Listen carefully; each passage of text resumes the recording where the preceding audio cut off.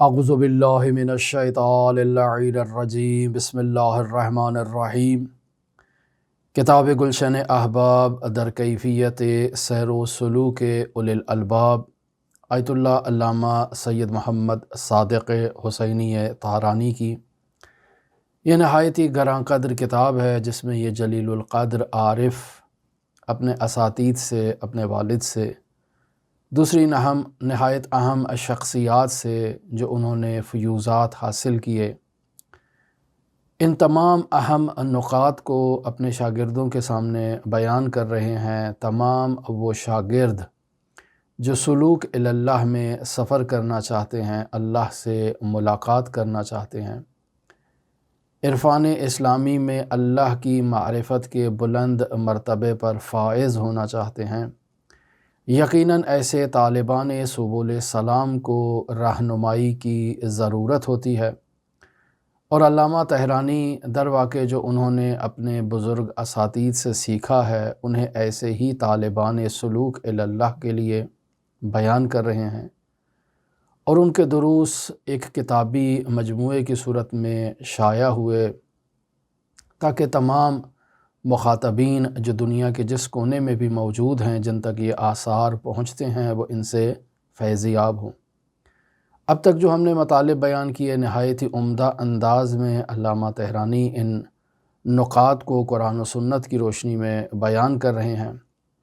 یقینی بات ہے، ایک جلیل القدر عارف، ایک جلیل القدر عالم،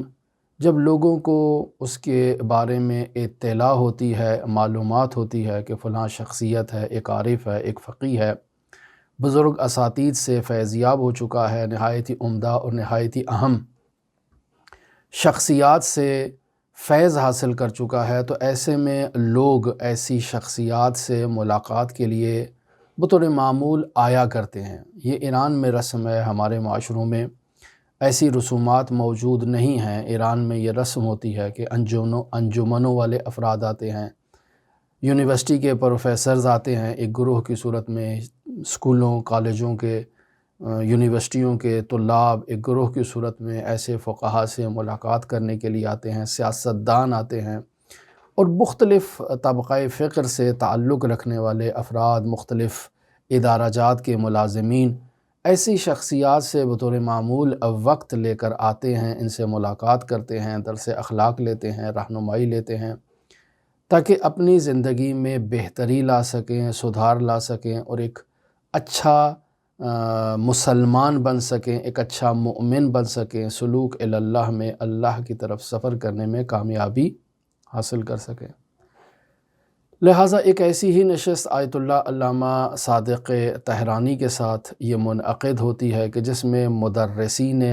قرآن، وہ افراد جو قاری قرآن ہیں اور آگے لوگوں کو قرآن مجید کی تعلیم دیتے ہیں، اور وہ افراد جو احکام اسلامی کو جانتے ہیں، فقہی احکام کو، فقہی مسائل کو، اور آگے لوگوں کو فقہی مسائل کی تعلیم دیتے ہیں، تو در واقع ایسے ہی گروہ اساتید، قاریان قرآن اور مدرسان احکام مرحوم علامہ حسینی طہرانی کے اس گراں قدر فرزند آیت اللہ صادق طہرانی کے پاس آتے ہیں، اور انہیں اپنی جو خدمات ہیں، جو اپنی کاوشیں ہیں، جو اپنی کارکردگی ہے، اس سے آگاہ کرتے ہیں، اور پھر رہنمائی کے لیے کچھ نکات کا تقاضا کرتے ہیں۔ تو ایسے میں آیت اللہ علامہ صادق طہرانی ان کے سامنے قرآن مجید سے متعلق آیات و روایات کی روشنی میں جو نکات بیان کرتے ہیں کہ قرآن مجید ایک مبارک کتاب ہے، کتاب نور ہے، کتاب شفا ہے، اور انہی موضوعات سے متعلق آیات قرآنی کو ان کے سامنے پیش کرتے ہیں، تو اپنی گفتگو میں وہ ایک اہم شخصیت کا ذکر کرتے ہیں جن کا نام ہے کربلائی کاظم۔ ان کا ایک واقعہ اور ان کے مختصر سے حالات کو بیان کرتے ہیں۔ اگر آپ نے توجہ کی ہو تو ہم نے پہلے بھی اس موضوع پر گفتگو کی ہے، اور ہمارے چینل پر موجود ہے کربلائی کاظم ساروکی کے عنوان سے، کہ اللہ نے ان پر ایک خاص عنایت کی اور وہ حافظ کل قرآن ہو گئے۔ اس شخصیت کے متعلق آیت اللہ طہرانی یہاں ان کے سامنے جو ہے وہ گفتگو کرتے ہیں اور بیان کرتے ہیں کہ کاظم کربلائی جو کل کاظم کے عنوان سے شہرت رکھتے تھے، عراق کے نواحی دیہات میں سے ایک دیہات میں ان کا جو ہے وہ گھر ہوا کرتا تھا، آبائی گھر تھا، وہاں وہ زندگی بسر کیا کرتے تھے۔ عراق بھی ایران کا شہر، نہ عراق ملک۔ تو وہاں مرحوم کاظم کربلائی کے بارے میں یہ بات شہرت رکھتی تھی کہ وہ نہایت ہی کند ذہن شخصیت ہیں، حافظے کے اعتبار سے نہایت ہی کمزور شخصیت ہیں۔ پھر آیت اللہ تہرانی نقل کرتے ہیں کہ آیت اللہ حاج شیخ اسماعیل ملائیری وہ یہ بات بیان کرتے ہیں کہ ایک دفعہ میں رمضان المبارک کے مہینے میں تبلیغ کے لیے کربلائی کاظم کے علاقے میں گیا، تو وہاں چونکہ دیہات ہے، لوگ ان پڑھ وہاں پر زندگی بسر کیا کرتے ہیں، جنہیں احکام دین کا علم نہیں ہے، جنہیں قرآن کا علم نہیں ہے، تعلیمات اسلام کا علم نہیں ہے، تو ایسے لوگوں میں جا کر تبلیغ دین کرنا نہایت ہی دشوار اور نہایت ہی سخت ہوتا ہے۔ تو یہ شیخ اسماعیل کہتے ہیں کہ میں پورا رمضان المبارک کا ایک مہینہ میں نے محنت کی کہ کربلائی کاظم کو سورہ الحمد اور قرآن مجید کی کوئی ایک ایسی چھوٹی سورہ یاد کرواؤں تاکہ وہ نماز پڑھ سکیں، اور بس اوقات بہت دشوار ہوتا ہے ایسے ان پڑھ افراد کو تعلیم احکام سکھانا، چونکہ ان کی زندگی گزر چکی ہے تعلیم سے دور، اور کتابیں نہیں پڑھی ہیں، لکھنا پڑھنا نہیں جانتے ہیں۔ ایسے افراد کو تلفظ الفاظ کا درست نہیں آتا ہے، تو ایسے افراد کو آپ قرآن مجید کی تعلیم دیں، سورہ الحمد ان کو سکھائیں، ان کو آپ کوئی بھی ایک قرآن مجید کی چھوٹی سورہ کوثر ان کو سکھانے کی کوشش کریں، تو نہایت ہی دشوار ہوتا ہے، چونکہ وہ الفاظ کا تلفظ درست انداز میں نہیں کر پاتے ہیں۔ تو جب الفاظ کا تلفظ درست نہیں کر پاتے تو ایسے میں وہ کیسے قرآن مجید کی ان صورتوں کو سیکھیں گے اور کیسے وہ نماز پڑھیں گے؟ تو یہ آیت اللہ اسماعیل کہتے ہیں کہ میں پورا مہینہ کربلائی کاظم کے اوپر محنت کرتا رہا کہ انہیں 2 صورتیں سکھاؤں تاکہ وہ قرآن مجید کی ان 2 صورتوں کو سیکھ کر لا عقل اپنی نماز کو درست کر سکیں، لیکن کامیاب نہیں ہوا، پورا مہینہ گزر گیا۔ یقینی بات ہے ہمارے معاشروں میں ایسے افراد کسی بھی ملک سے تعلق رکھتے ہوں، ایسے افراد موجود ہوتے ہیں، اور انسان بس اوقات مبلغ کا ایسے افراد سے سروکار پڑ جاتا ہے۔ نہایت ہی افسوس کی بات ہے کہ انسان کو خود اپنے اوپر متوجہ ہونا چاہیے کہ وہ کس طرف اس نے اپنی زندگی کو گزارا ہے اس دنیا میں، اللہ تبارک و تعالیٰ نے اسے کس مقصد کے لیے بھیجا ہے، اور وہ اس مقصد کو بھلا کر اپنی زندگی کس انداز میں گزار رہا ہے کہ وہ تعلیم سے دور ہے، دین سے دور ہے، احکام سے دور ہے، لکھنا پڑھنا نہیں جانتا ہے، بولنا نہیں جانتا ہے، اور اللہ کی عبادت کرنا نہیں جانتا، اور ساری زندگی اسی انداز میں گزار دی ہے۔ اور پھر جب اس کے اوپر حج واجب ہو جائے تو ایسے افراد کے لیے بہت دشوار ہوتا ہے کہ انہیں کیسے احکام حج کی طرف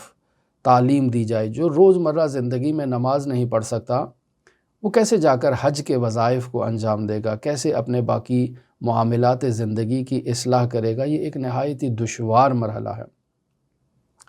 تو یہاں ایک شخصیت ہیں حاج شیخ محمد شریف رازی، انہوں نے ایک کتاب لکھی ہے گنجینہ دانشمندان۔ وہ اس کتاب میں جلد نمبر 6 ہے، صفحہ نمبر 86 سے لے کر 93 تک وہ کربلائی کاظم سے متعلق گفتگو کرتے ہیں، اور کربلائی کاظم کا خود انٹرویو کرتے ہیں، یعنی ان سے سوال جواب کرتے ہیں، اور جو وہ جوابات دیتے ہیں ان کو مکتوب کرتے ہیں، اور اپنی اس کتاب گنجینہ دانشمندان میں کربلائی کاظم کا مکمل تعارف وہاں بیان کرتے ہیں۔ لہٰذا ایسی شخصیات کے جب حالات بیان ہوتے ہیں تو بس اوقات الفاظ اور کلمات ممکن ہے تبدیل ہوں، لیکن لب مطلب ایک ہی ہوتا ہے۔ لہٰذا جو میں نے پہلے بھی گفتگو کی اس میں بہت ساری چیزیں ایسی تھیں کہ جن میں افراد کے نام نہیں تھے، حقائق اس انداز میں بیان نہیں ہوئے تھے، لیکن اصل ماجرا اور اصل واقعہ وہی ہے جو آج آپ کی خدمت میں آیت اللہ صادق تہرانی اور اس کتاب گنجینہ دانشمندان سے بیان کروں گا۔ وہ واقعہ بھی بالکل درست ہے، لیکن اس میں افراد کی جو ہے وہ حقیقت کی طرف اشارہ نہیں کیا گیا، لیکن اس میں افراد کی طرف بھی اشارہ کیا گیا ہے اس کتاب میں، چونکہ خود کربلائی کاظم کا ایک انٹرویو ہے، لہٰذا اس اعتبار سے یہ نقل بھی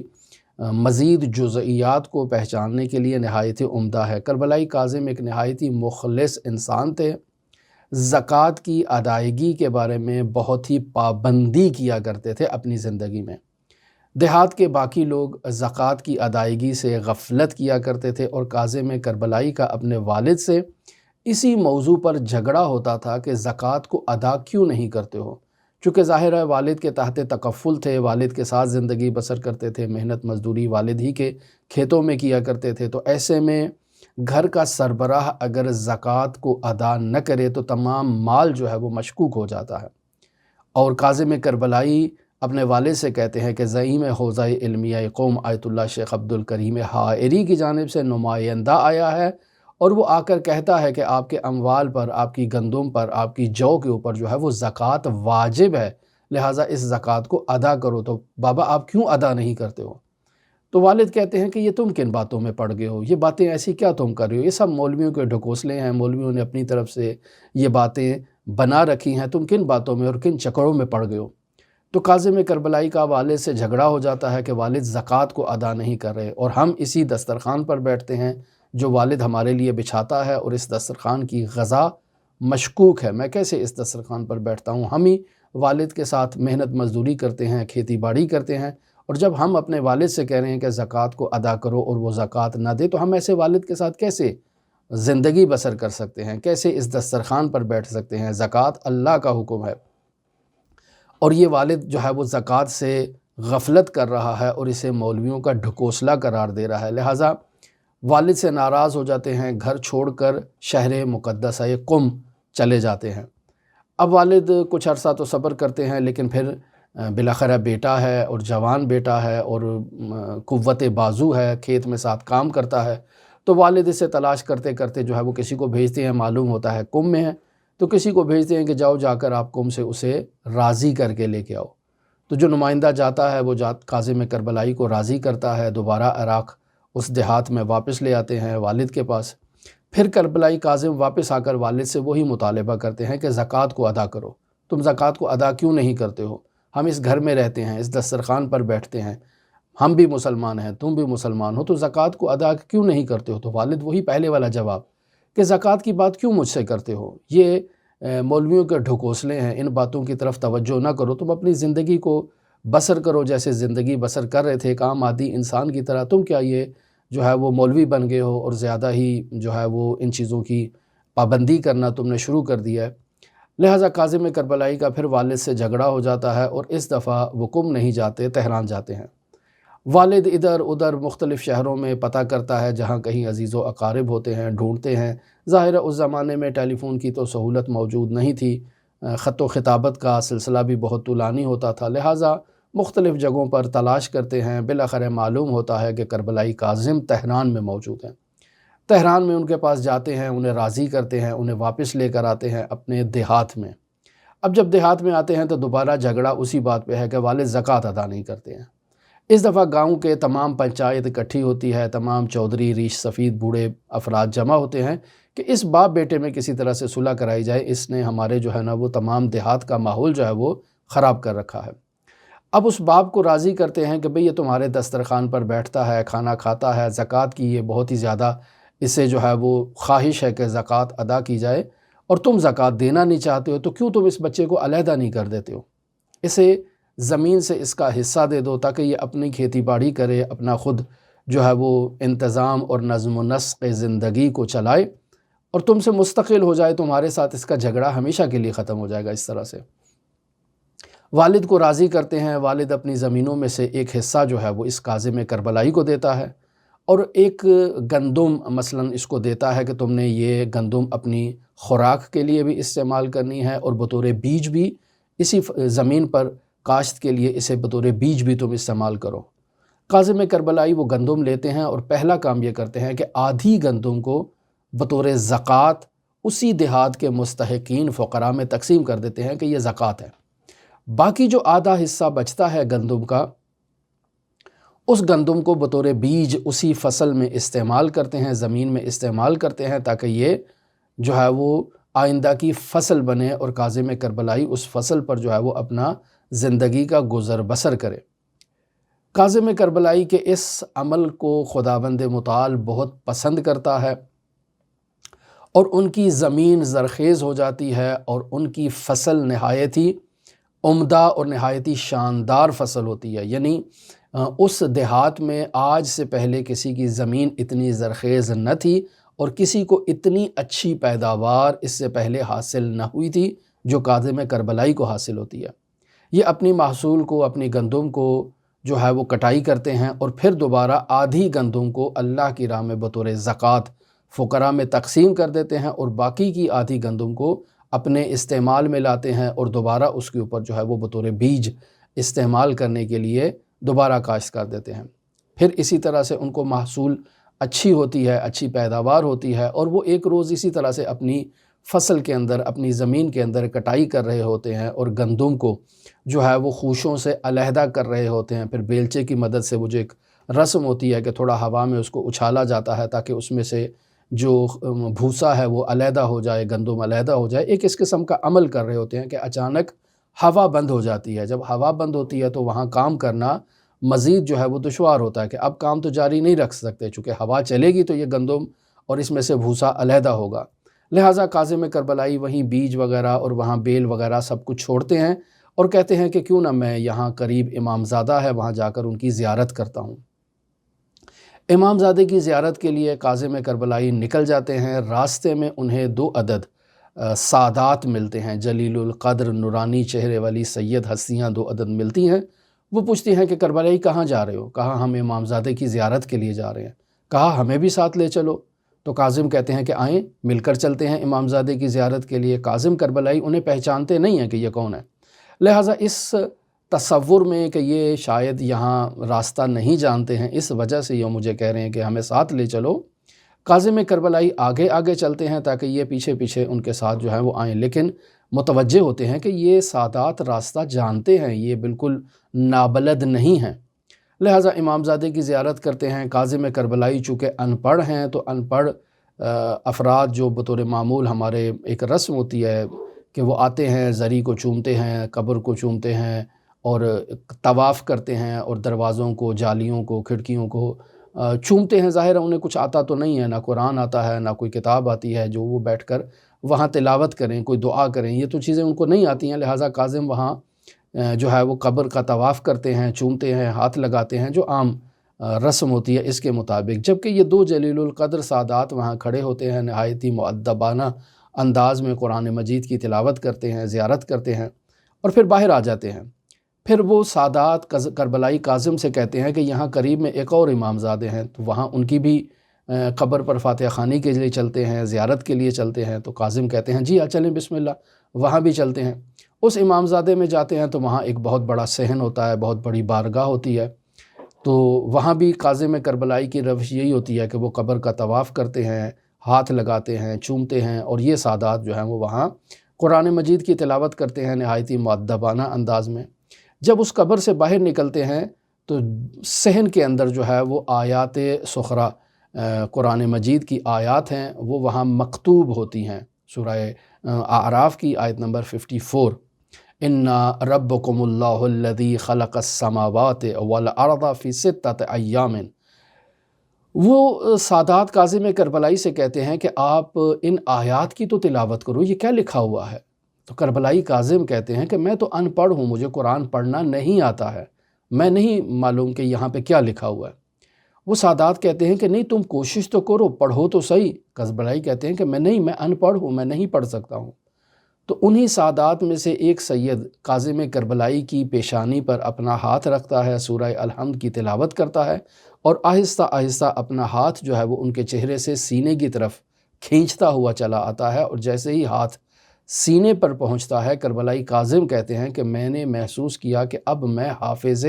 کل قرآن ہو چکا ہوں، اور اسی ابوہت سے میں وہاں بے ہوش ہو کر گر جاتا ہوں، اور شام کو جب مجھے غشی سے افاقہ ہوتا ہے تو وہ سادات وہاں موجود نہیں ہوتے۔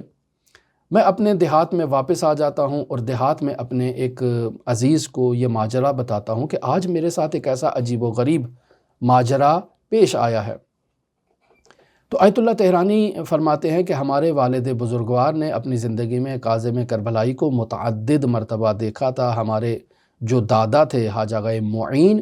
وہ بھی انہیں جانتے تھے۔ اپنے گھر جو ان کا خیابان امام حسین تہران پر ہے، اسے انہوں نے وہاں اپنے گھر میں دعوت دی ہوئی تھی، اور کربلائی کاظم ایک نہایت ہی سادہ انسان تھے۔ دہی اور روٹی کے ساتھ وہ کھانا کھایا کرتے تھے، اور اس کے علاوہ اور کوئی چیز استعمال نہیں کرتے تھے۔ تو یہ کاظم کربلائی جب اپنے دیہات میں آ کر اپنے کسی عزیز سے بتاتے ہیں تو اسے یقین نہیں آتا ہے کہ یہ ان پڑھ آدمی ہے، اسے بالکل کچھ پڑھنا لکھنا نہیں آتا ہے، یہ جو باتیں کر رہا ہے یہ عقل سے بعید ہیں۔ ایسا کند ذہن انسان آدمی کہے کہ میں حافظ کل قرآن ہو چکا ہوں، یہ بات ماننے والی نہیں ہے۔ لہٰذا وہ دوسرے کو بتاتا ہے، دوسرا تیسرے کو بتاتا ہے، تیسرا چوتھے کو بتاتا ہے۔ یہ تمام بات ایک چھوٹے سے دیہات میں جنگل کی آگ کی طرح پھیل جاتی ہے کہ کاظم کربلائی دعویٰ کر رہا ہے کہ وہ حافظ کل قرآن ہو چکا ہے۔ لہٰذا تمام لوگ کربلائی کے پاس جمع ہوتے ہیں اور اسے لے کر مسجد کے پیش نماز کی طرف چلتے ہیں کہ چلیں مولانا اس کا امتحان کریں، ہم تو ان پڑھ ہیں، ہمیں کیا معلوم کہ یہ جو بات کر رہا ہے یہ بالکل درست ہے یا نہیں۔ مسجد کا پیش نماز کہتا ہے اچھا، جب تمام ماجرا سنتا ہے تو قرآن مجید کھولتا ہے، سورہ مدثر سامنے کھلی ہوئی آتی ہے، کہتا ہے پڑھو کاظم۔ تو کاظم کربلائی قرآن کو دیکھ کر پڑھنے کی بجائے سورہ مدثر مکمل حفظ سے قراءت کرتے ہیں۔ اچھا، سورہ مدثر تو تمہیں حفظ ہے، اب سورہ ابراہیم کی تلاوت کرو، سورہ ابراہیم بھی حفظ ہے۔ اچھا، سورہ بقرہ کی تلاوت کرو، بقرہ بھی حفظ ہے۔ اب جب یہ ساری بات لوگ اپنی آنکھوں سے مشاہدہ کر رہے ہوتے ہیں تو انہیں معلوم ہو جاتا ہے کہ کربلائی کاظم کے اوپر اللہ کی ایک عنایت ہوئی ہے۔ لہٰذا سب لوگ، چونکہ دیہات ہے، جاہل لوگ ہیں، سب لوگ ٹوٹ پڑتے ہیں کاظم کربلائی کے کپڑوں کو ٹکڑے ٹکڑے کر دیتے ہیں کہ ہم بطور تبرک اس کے لباس کا ایک حصہ اپنے ساتھ جو ہے وہ لے چلیں کہ اللہ کی اس کے اوپر عنایت ہوئی ہے۔ مسجد کے پیش نماز آگے بڑھتے ہیں، لوگوں کو متفرق کرتے ہیں، لوگوں سے جھگڑا کر کے انہیں وہاں سے باہر نکال دیتے ہیں اور کربلائی کو اپنے کمرے میں لے جاتے ہیں۔ یعنی اس قدر ازدحام تھا کہ اگر کربلائی کاظم کو وہاں سے باہر نہ نکالا جاتا تو شاید اس کے جسم کے بھی ٹکڑے ٹکڑے کر دیتے اور بطور تبرک ایک حصہ گوشت کا اپنے ساتھ یہ لوگ لے جاتے، چونکہ دیہات ہے، جاہل لوگ ہیں، اسی طرح سے بطور معمول معاشروں میں ہوتا ہے۔ لہٰذا جب رات کی تاریکی ہوتی ہے تو کربلائی کاظم سے کہا جاتا ہے کہ اب تم اس دیہات میں زندگی بسر نہیں کر سکتے ہو، اگر تم صبح دوبارہ یہاں کہیں لوگوں کے سامنے ظاہر ہوئے تو لوگ تمہیں جو ہے وہ بطور تبرک تمہارے وجود کے حصے کر دیں گے، تو تم اس دیہات کو چھوڑ دو۔ کربلائی کہتا ہے کہ میری زمین ہے، میری زراعت ہے، میں کیسے اسے چھوڑ سکتا ہوں؟ کہا ہم کسی کو معین کریں گے کہ وہ تمہاری جگہ پر زراعت کرے گا، تمہاری زراعت کی حفاظت کرے گا، جو منافع ہوگا وہ تمہیں پہنچا دیا کرے گا، تم یہاں نہیں رہ سکتے ہو۔ کربلائی کاظم وہاں سے اٹھتے ہیں اور قم تشریف لے آتے ہیں، اور جب بات آہستہ آہستہ پھیل جاتی ہے کہ کربلائی کاظم کے ساتھ ایسا ماجرا ہوا ہے تو انہیں وقت کے جلیل القدر فقہا کے پاس لایا جاتا ہے، مرحوم آیت اللہ حجت کے پاس، مرحوم آیت اللہ بروجردی کے پاس، اور ایسی جلیل القدر شخصیات کے پاس، مرحوم آیت اللہ خنساری کے پاس، کہ وہ کاظم کربلائی کا اختبار لیں، امتحان لیں۔ تو کربلائی کاظم کا امتحان لیا جاتا ہے۔ تمام فقہا متعجب ہوتے ہیں کہ اللہ کی اس کے اوپر کیسی عنایت ہے، چونکہ اس وقت اس زمانے میں قرآن مجید کی ایسے تلاوت کرنا رائج نہیں تھا، کوئی ایسے قرآن مجید کی تلاوت نہیں کر سکتا تھا۔ حتیٰ مدرسہ فیضیہ کے طلاب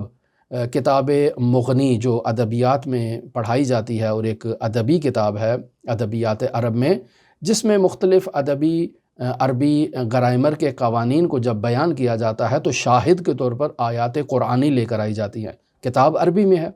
تو اب عربی کی کتاب میں ظاہر ہے عربی عبارات بھی موجود ہیں، قرآن مجید کی عبارات بھی اور آیات بھی موجود ہیں۔ ایک عام آدمی کے لیے تشخیص دینا کہ کون سی عربی جو ہے وہ کتاب کے مصنف کی لکھی ہوئی ہے اور کون سی آیت قرآنی نہایت دشوار ہے۔ تو یہ طلاب کاظم کربلائی کے سامنے مغنی کی کتاب رکھتے ہیں اور کہتے ہیں بتاؤ کہ آیات الہیہ اس میں سے کون سی ہیں۔ تو کاظم کربلائی جو ہے وہ معین کرتے ہیں اپنی انگلی لگا لگا کر کہ یہ آیت قرآن ہے اور یہ آیت قرآن نہیں ہے۔ سب تعجب کرتے ہیں کہ بھئی تمہیں کیسے معلوم کہ یہ آیت قرآن ہے؟ کہا آیات قرآنی اپنا نور رکھتی ہیں، جبکہ باقی کلمات میں وہ نورانیت موجود نہیں ہے، تو میں اسی نور سے متوجہ ہوں کہ یہ آیات قرآن ہے اور وہ آیات قرآن نہیں ہے۔ مشابہی واقعہ عزیزان محترم مرحوم قاضی طباطبائی رحمۃ اللہ علیہ کے ساتھ پیش آیا۔ میں اس واقعے کے ضمن میں اسے بھی آپ کی خدمت میں بیان کرتا چلوں کہ مرحوم سید علی آغا قاضی طباطبائی رحمۃ اللہ علیہ کی زوجہ ان سے کہتی ہیں کہ میں آپ کے گھر میں بہت عرصے سے زندگی بسر کر رہی ہوں، ان پڑھ ہوں، اور آپ نے ہمیں قرآن مجید کی تعلیم ہی نہیں دی ہے، قرآن پڑھنا ہی نہیں سکھایا ہے، تو میں ایک عالم ایک فقیہ کے گھر میں رہوں اور کیا میرا فائدہ کہ مجھے قرآن پڑھنا نہ آئے۔ تو ایسے افراد کو قرآن کی تعلیم دینا واقعاً دشوار ہوتا ہے۔ تو مرحوم قاضی ان سے کہتے ہیں کہ آپ قرآن مجید کھولے، ہر سطر کے اوپر جو ہے وہ آپ اللہم صلی علی محمد و آل محمد، چونکہ صلوات تو ہر مومن کو آتی ہے،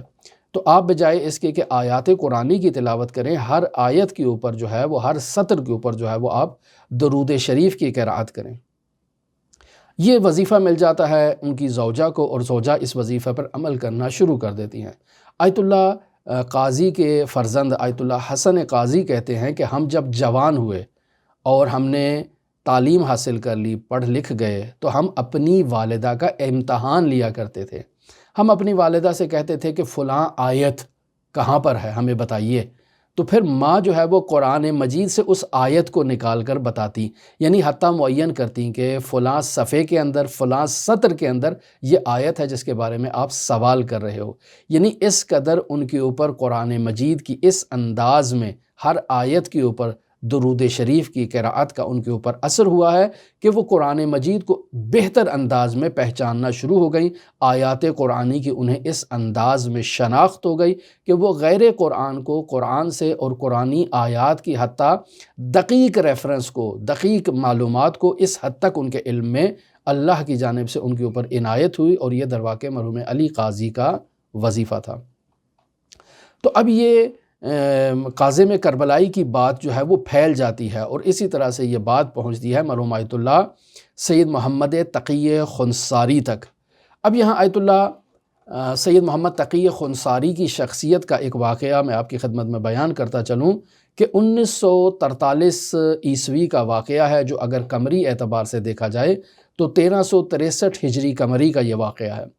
کہ ایران میں خشک سالی ہوتی ہے، بارشیں نہیں ہوتی ہیں، اور قحط کا شدید خطرہ لاحق ہو جاتا ہے۔ اور جب خشک سالی ہو جائے اور بارش نہ ہو تو اسلامی آداب میں، اسلامی تعلیمات میں نماز استسقاء کا وظیفہ دیا گیا ہے کہ انسان مخصوص آداب کے ساتھ جو ہے وہ بیابان میں جاتا ہے، صحرا میں جاتا ہے، اور جا کر نماز ادا کرتا ہے۔ باقاعدہ اس کے آداب ہیں۔ امام علی ابن مصر رضا علیہ الاف و تحیت و ثنا کو بھی مامون الرشید نے نماز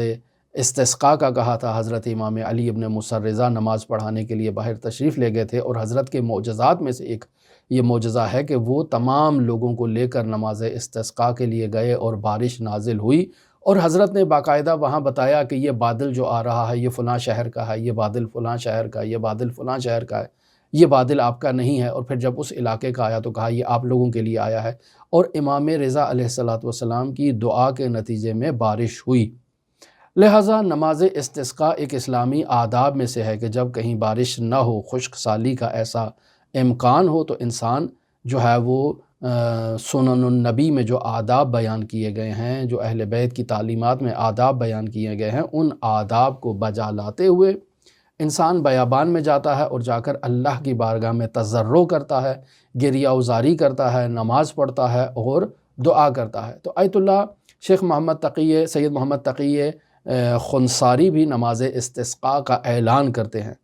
جب اعلان کرتے ہیں تو لوگ ان کے گرد جمع ہو جاتے ہیں کہ آیت اللہ آپ کا ایک بہت بڑا نام ہے، بہت بڑا مقام ہے، بہت آپ کی شہرت ہے، آپ اگر نماز استسقاء کے لیے باہر جائیں گے اور بارش اگر نہیں ہوتی ہے تو آپ کی تمام یہ شہرت جو ہے اس کو نقصان ہوگا، لوگ آپ کی جو قدر و قیمت ہے وہ اس کو جو ہے وہ نیگیٹو انداز میں آپ کو دیکھنا شروع کر دیں گے۔ آیت اللہ نے کہا کہ میں اپنے وظیفے کی ادائیگی کے لیے باہر نکلوں گا، مجھے نتیجے کی پرواہ نہیں ہے کہ بارش ہوتی ہے یا بارش نہیں ہوتی ہے، میرا وظیفہ یہ ہے کہ میں باہر نکلوں اور نماز استسقاء کو پڑھوں۔ لہٰذا یہ جو باتیں آپ لوگ میرے ساتھ کر رہے ہیں، ان باتوں کی کوئی اہمیت نہیں ہے میری نزدیک، عزت اور ذلت اللہ کے ہاتھ میں ہے۔ لہٰذا آیت اللہ سید محمد تقی خنصاری جو ہے وہ جمعے کے دن کا اعلان کرتے ہیں کہ ہم سب جمعے کے دن جو ہے وہ نماز استسقاء کے لیے قوم کے باہر جو خاک فرج کا علاقہ تھا قدیم زمانے میں، اس سے باہر جا کر ہم جو ہے وہ وہاں نماز کو ادا کریں گے۔ تو اس زمانے میں چونکہ دوسری جنگ عظیم کا زمانہ تھا، تو یہ جو فوجی الائنس اس وقت ایران میں جنگ عظیم کے لیے موجود تھا، یہ وہاں اپنی کیمپ اور اپنی چھاونیاں لگا کر وہاں بیٹھے ہوئے تھے خاک فرج کے اس علاقے میں۔ اب وہ دیکھتے ہیں کہ یہ آیت اللہ اور اس کے ساتھ ایک جمع غفیر جو ہے وہ باہر نکل رہا ہے، تو وہ معلوم کرتے ہیں کہ بالاخرہ یہ لوگ کیوں آ رہے ہیں۔ تو معلوم ہوتا ہے کہ یہ بارش کے لیے نماز پڑھنے کے لیے بیابان کی طرف جا رہے ہیں۔ تو اب اس لشکر کے اندر مختلف ملکوں کے یورپین ماہرین موجود ہوتے ہیں جو تمام حالات کا نزدیک سے جائزہ لیتے ہیں، یعنی حالات جوی کا جائزہ لیتے ہیں کہ بارش کا امکان ہے یا نہیں ہے، حالات کیسے ہیں، موسمیات کی کیا پیشن گوئی ہے، سب چیزوں کا اچھی طرح سے جائزہ لیتے ہیں، اور ان لوگوں کے طرز عمل کو بھی بطور دقیق مشاہدہ کر رہے ہوتے ہیں کہ یہ کرتے کیا ہیں۔ تو آیت اللہ سید محمد تقی خنصاری باہر نکلتے ہیں نماز استسقاء کے لیے، اور وہاں جو ہے وہ لوگوں کے ساتھ نہایتی تضرع کی حالت میں، نہایتی اخلاص میں نماز استسقاء ادا کرتے ہیں۔ اس دن بارش نہیں ہوتی ہے، پھر اگلے دن آیت اللہ خاص افراد کے ساتھ باہر نکلتے ہیں، نہایتی باتقویٰ پرہیزگار افراد کو ساتھ لیتے ہیں، اور خواص کو ساتھ لے کر دوبارہ میدان میں آتے ہیں، اور دوبارہ نہایتی حالت بقا کے ساتھ سجدے کے اندر اللہ کی بارگاہ میں تضرع کرتے ہیں، گریہ وزاری کرتے ہیں، اور اللہ سے طلب باران کی دعا کرتے ہیں۔ تو یہ فوجی جو اس منظر کو مشاہدہ کر رہے تھے، یہ اس بات کو نقل کرتے ہیں اور گواہی دیتے ہیں کہ اچانک جو ہے وہ حالات موسمی میں تبدیلی آتی ہے، بادل نمودار ہوتے ہیں، اور بارش باران جو ہے وہ برسنے لگتی ہے۔ اس قدر ان فوجیوں کے اوپر اس نماز استسقاء اور اس عمل کا اثر ہوتا ہے کہ وہ سب جمع ہو جاتے ہیں آیت اللہ سید احمد خنصاری کے گرد، اور ان سے تقاضا کرتے ہیں کہ آپ اس دوسری عالمی جنگ کے خاتمے کے لیے بھی دعا کریں۔ لہٰذا یہ آیت اللہ سید محمد تقی خنصاری یہ کہتے ہیں کاظم کربلائی سے متعلق کہ میں نے اس قدر درس پڑھا ہے، اس قدر میں نے تعلیم حوزہ حاصل کی ہے، لیکن میں آج تک اگر اس قدر محنت بھی کروں تو میں ایک چھوٹی سی سورہ قرآن مجید کی بالفرض سورہ توحید، اگر مجھے کہا جائے کہ آپ اس کی برعکس تلاوت کریں تو میں اس کی برعکس تلاوت نہیں کر سکتا ہوں۔ یعنی آپ قف ہون احد سے اس کو آغاز کریں اور قل ہو اللہ پر جا کر اس کو ختم کریں۔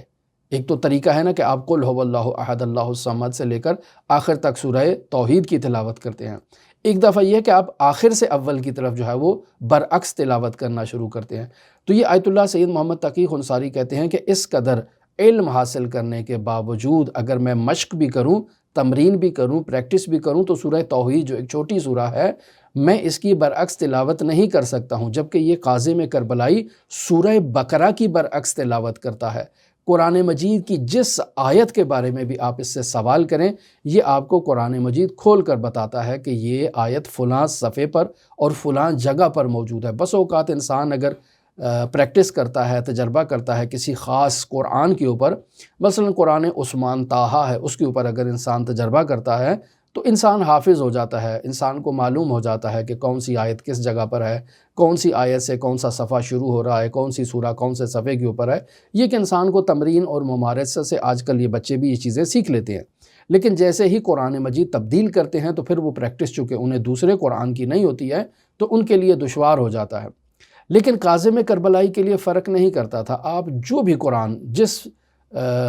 پبلشر کا بھی ہو، جس خطاط کا بھی ہو، یہ آپ ان کے سامنے رکھیں تو وہ آپ کو بتا دیتے تھے کہ کون سی سورہ کس جگہ پر ہے، کون سی آیت کون سے صفحے پر ہے اور کیا ہے، تمام تفصیل کے ساتھ دقیق بیان کر دیا کرتے تھے۔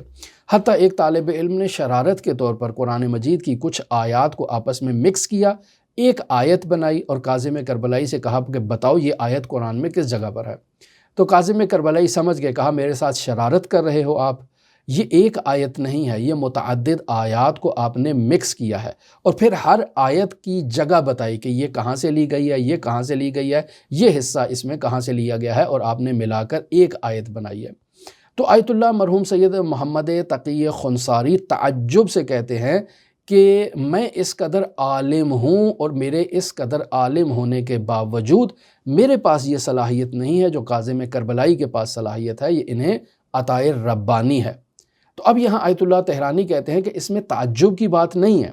یہ مسائل علم ظاہر سے تعلق نہیں رکھتے ہیں۔ علم ظاہر یہی ہے کہ ہم جاتے ہیں مدرسوں میں کتابوں کا مطالعہ کرتے ہیں اور جو معلومات ان کتابوں میں موجود ہے انہیں اپنے سینے کے سپرد کرتے ہیں اور عالم ہو جاتے ہیں، جبکہ کاظم کربلائی کے پاس جو موجود ہے اس کا علم ظاہر سے کوئی تعلق نہیں ہے، اس کا تعلق ہے طہارت نفسانیہ کے ساتھ۔ یہ اہلیت یعنی طہارت نفسانیہ کا یہ اوج جو کاظم کربلائی میں موجود ہے، آیت اللہ سید محمد تقی خنصاری میں موجود نہیں ہے، اگر موجود ہوتا تو اللہ کی عطا انہیں بھی اس طرح سے حاصل ہوتی۔ یہ ایک عنایت ربانی ہے جو مرحوم کاظم کربلائی کو حاصل ہوئی ہے اور مرحوم تقی خنصاری کو حاصل نہیں ہوئی ہے۔ پھر اب یہاں آیت اللہ طہرانی نقل کرتے ہیں کہ ایک روز میں اپنے والد بزرگوار کے ساتھ آیت اللہ شیخ مرتضیٰ حائری سے ملاقات کرنے کے لیے گیا کہ جو زیارت کی غرض سے مشہد الرضا تشریف لائے ہوئے تھے، اور یہ آیت اللہ شیخ مرتضیٰ حائری علامہ حسینی طہرانی کے اساتید کی فہرست میں شمار ہوتے ہیں۔ لہٰذا علامہ حسینی طہرانی، آیت اللہ صادق طہرانی دونوں مل کر باپ بیٹا آیت اللہ شیخ مرتضیٰ حائری سے ملاقات کے لیے جب جاتے ہیں تو دوران گفتگو آیت اللہ مرتضیٰ حائری ذکر کرتے ہیں کہ فلاں شہر سے ایک خاتون یہاں مشہد الرضا میں زیارت کے لیے آتی ہے اور اس قدر اسے یہ مقام حاصل ہے کہ وہ ڈائریکٹ امام علیہ السلام کی زیارت کرتی ہے مشہد میں آ کر، حرم مطہر میں آ کر۔ اس کے سامنے کوئی پردہ، کوئی فاصلہ نہیں ہوتا ہے، وہ ڈائریکٹ امام سے مخاطب ہوتی ہے، امام کی موقعیت کو اور مکان کو مشاہدہ کرتی ہے، ہم کلام ہوتی ہے، گفتگو کرتی ہے اور امام علیہ السلام سے اپنی حاجت کا مطالبہ کرتی ہے اور واپس لوٹ جاتی ہے۔ تو آیت اللہ مرتضیٰ حائری کہتے ہیں کہ میں ایک عالم ہوں، ایک فقیہ ہوں، یہ مقام میرے پاس تو نہیں ہے، لیکن ایک عام سی عورت ہے جو ایک دیہات سے اٹھ کے آئی ہے یا ایک شہر سے اٹھ کے آئی ہے، اس کے پاس یہ مقام ہے، یہ کیسے ہو سکتا ہے؟ تو یہاں علامہ حسینی طہرانی کہتے ہیں کہ چونکہ وہ اپنے آپ کو اس عورت سے کمتر اور حقیر سمجھ رہے تھے تو وہ تائید کرتے ہیں کہ جی ہاں، ہم اس عورت سے کمتر ہیں اور وہ ہم سے جو ہے وہ بلند مقام رکھتی ہے۔ تو اب یہاں آیت اللہ مرتضیٰ حائری تعجب کرتے ہیں کہ یہ آپ نے کیسے تائید کر دی کہ وہ ہم سے بلند تر ہے اور ہم اس سے جو ہے وہ کمتر ہیں؟ تو آیت اللہ طہرانی کہتے ہیں کہ دیکھیں، ہمارے پاس جو علم ہے وہ اس کا تعلق علم ظاہر سے ہے جو ہم نے کتابوں سے حاصل کیا ہے۔ یہ علم جو اس خاتون کے پاس ہے، جو یہ مقام اس خاتون کے پاس ہے، اس کا تعلق طہارت نفسانیہ کے ساتھ ہے۔ ہماری جس قدر طہارت نفسانیہ میں اضافہ ہوگا، ہمارا رابطہ جو ہے وہ ان ہستیوں سے، مقام ملکوت سے وہ اضافہ ہوتا جائے گا، اور جس قدر ہمارا رابطہ کم ہوگا، یقینی بات ہے کہ اس رابطے کی تاثیر میں کمی کی بدولت جو ہے وہ ہم جو ہے وہ ان چیزوں سے دور رہیں گے۔ تو یہ بات آپ کی بالکل درست ہے، وہ مقام میں ہم سے بلند ہے۔ کاظم کربلائی اسے جو ہے وہ قرآن کی اس انداز میں تعلیم دی گئی ہے، یہ عورت ہے، اس کا امام سے ڈائریکٹ رابطہ ہے کہ وہ امام کو جو ہے وہ ملاقات کرتی ہے۔ اشہد ان تشہد مقامی تسمع کلامی ترد سلامی کا جو عینی مصداق ہے وہ یہ خاتون ہے، اور ہم جیسے فقیہ علماء جو ہیں وہ اس کا مصداق نہیں ہیں۔ ہمارے سامنے پردے موجود ہیں، اس کے سامنے یہ پردے موجود نہیں ہیں۔ لہٰذا ان پردوں کی حفاظت کرنا، یعنی اس طہارت نفسانیہ کی حفاظت کرنا، یہ نہایت ہی اہم مرحلہ ہے۔ یعنی اگر عطائے ربانی ہو چکی ہے تو اس عطائے ربانی کی حفاظت کتمان سر سے ہوتی ہے۔ اس عطائے ربانی کی حفاظت جو ہے وہ انسان اپنے نفس کی اس قداست کی حفاظت کے لیے مراقبہ کرنے کی ضرورت ہوتی ہے۔ لہٰذا بیان کرتے ہیں کہ کربلائی کاظم جو اس طہارت نفسانیہ کے مقام پر پہنچے تھے، انہیں جو بھی اپنے پاس دعوت دیتا وہ اس کی دعوت پر لبیک کہتے اور چلے جاتے۔ ایک فقیہ دعوت دے رہا ہے تو چلے جاتے ہیں، ایک غیر فقیہ دعوت دے رہا ہے تو چلے جاتے ہیں، ایک متدین دیندار پرہیزگار متقی انسان دعوت دے رہا ہے تو بھی چلے جاتے ہیں، اور اگر ایک غیر متدین پرہیزگار ریش تراش انسان، ایک عادی انسان دعوت دے رہا ہے تو اس کی دعوت کو بھی اجابت کرتے تھے، چلے جاتے تھے۔ لہٰذا اس ہر انسان کی دعوت کے اجابت کرنے کے نتیجے میں کاظم کربلائی کی وہ نورانیت آہستہ آہستہ ماند پڑ گئی، اور اس کا ایک بہت بڑا اثر ہوتا ہے۔ اور یہ ہم پہلے بھی بیان کر چکے ہیں، مرحوم آیت اللہ وحید خراسانی کے ایک استاد کا واقعہ بھی ہم پہلے بیان کر چکے کہ انہیں بھی ایک ایسی قداست حاصل تھی کہ وہ جس کے اوپر بھی ہاتھ پھیرتے تھے اللہ اسے شفا دے دیتا تھا۔ لیکن جب ان کی زندگی کے آخری ایام ہوئے اور ان سے سوال کیا گیا کہ کیا وجہ ہے کہ اب آپ ہاتھ پھیرتے نہیں ہیں بلکہ ہاتھ کو جو ہے وہ بندے کے سر کے اوپر جو ہے یا اس کے جسم پر اچھی طرح سے ملتے ہیں اور پھر اس سے جو ہے وہ شفا حاصل ہوتی ہے۔ کہا یہ لوگوں کے اوپر ہاتھ پھیرنے کا نتیجہ ہے، یعنی اس قدر جو ہے وہ میں نے لوگوں کے اوپر یہ ہاتھ پھیرا ہے کہ اب اس میں تاثیر کم ہو چکی ہے، یعنی ہر قسم کا جو شخص آتا ہے اور مجھ سے دعا کا تقاضا کرتا ہے اور میں اپنا دست شفقت اس کے اوپر پھیرتا ہوں، وہ پاکیزہ انسان ہے، غیر پاکیزہ انسان ہے، جو کچھ بھی ہے، اس کی جو نفسانی کیفیات ہیں ان کا یہ اثر ہوا ہے کہ اب اس ہاتھ میں تاثیر کم ہو چکی ہے۔ پہلے صرف ہاتھ رکھتا تھا، اب صرف رکھتا نہیں ہوں بلکہ اسے رگڑنے کی بھی ضرورت پڑتی ہے۔ تو یہ درواقع لوگوں کی مصاحبت کا انسان کے جو قداست ہے اس کے اوپر ایک بہت ہی گہرا اثر ہوتا ہے، اور اس موضوع پر کل انشاءاللہ تفصیل کے ساتھ آپ کے ساتھ گفتگو کریں گے۔ دعاگو ہیں خداوند متعال ہمیں ایسی جلیل القدر شخصیات کے حالات زندگی جان کر ان سے جو ہے وہ سبق سیکھنے کی خداوند متعال ہمیں سعادت اور توفیق عطا فرمائے۔ دعاگو ہیں خداوند متعال منجی عالم بشریت حضرت صاحب العصر صاحب الامر صاحب الزمان کے ظہور میں تعجیل فرمائے اور ہمیں حضرت کے اصحاب و اعوان و انصار کی فہرست میں شمار فرمائے۔ اللہم صلی علی محمد و آل محمد وعجل فرج قائم آل محمد۔